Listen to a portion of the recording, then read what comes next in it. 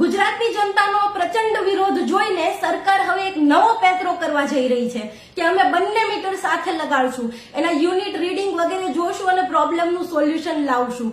મારો ખાલી એક જ સવાલ છે કે જો આ પ્રોબ્લેમ એ પછી પણ જેમની એમ રહી તો શું ખાતરી અને બાહેંધરી છે કે પછી તમે આ સ્માર્ટ મીટર નામનું ગતકડું પાછું અમારા ઘરેથી લઈ જશો અને અમારું જે મીટર હતું એમનું એમ રહેવા દેશો?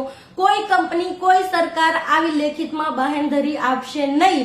માટે આ પેતરામાં ફસાવાની જરૂર નથી. અને બીજી વાત, અમારો વિરોધ તમારા પ્રોજેક્ટથી છે જે કહે છે કે વીજળી હવે પોસ્ટપેડમાંથી પ્રીપેડ થઈ જશે. પહેલા પૈસા ભરો, રિચાર્જ કરો, પછી વીજળી વાપરો.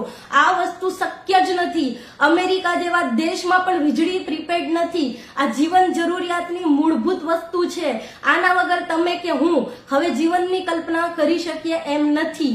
બીજું, વીજળી, પાણી, શિક્ષણ, આરોગ્ય આ બધા સેવાના ક્ષેત્રો છે. આનું વ્યાપારીકરણ ના હોય, પણ દર વખતે આ મૂડીવાદી સરકાર સેવાના ક્ષેત્રનું વ્યાપારીકરણ કરીને પછી એને વિકાસનું નામ આપી દે છે. પણ આ વખતે નહીં.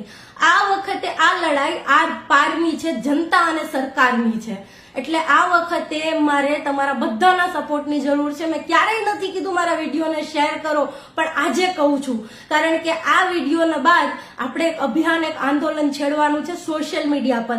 કારણ કે હું જાણું છું આપણે બધા ગરીબ, મજૂર, મધ્યમ વર્ગીય લોકો છીએ. બધાને ના પોસાય રોડ પર ઉતરવું, નારેબાજી કરવી વગેરે વગેરે. એટલે આપણે સોશિયલ મીડિયા ઉપર એક અભિયાન, એક આંદોલન છેડવાનું છે જેમાં મારે તમારા બધાના સપોર્ટની જરૂર છે. તમારા વોટ્સએપનું સ્ટેટસ, તમારા ફેસબુક, ઇન્સ્ટાગ્રામની સ્ટોરી, તમારી ડીપી, તમારા ફોટો વગેરે જગ્યાએ એક વાક્ય ખાલી લખીને મૂકી દો, જો તમે મીટર બદલશો તો અમે સરકાર બદલી નાખશું. એમ ના માનતા કે લોકસભાની ચૂંટણી પૂરી થઈ ગઈ છે તો અમે કંઈ નહીં કરી શકીએ. ગુજરાત વિધાનસભાની ચૂંટણી બાકી છે.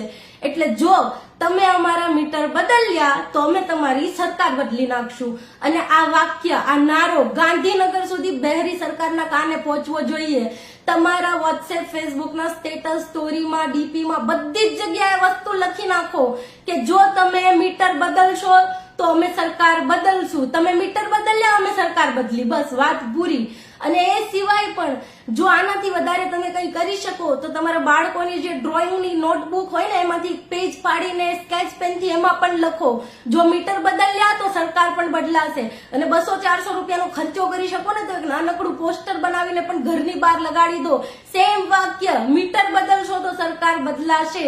આ નારાથી ગજવી મૂકો ગુજરાતનું આખું સોશિયલ મીડિયા. અને આનો પડઘો છેક ગાંધીનગરની બહેરી સરકાર સુધી પડવો જોઈએ.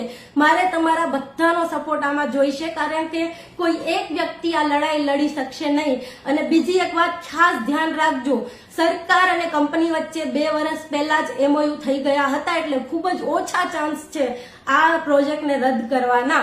માટે આ લડાઈ ખૂબ જ આપણે જોર દઈને લડવી પડશે તો જ આપણે આમાં સફળ થઈ શકશું.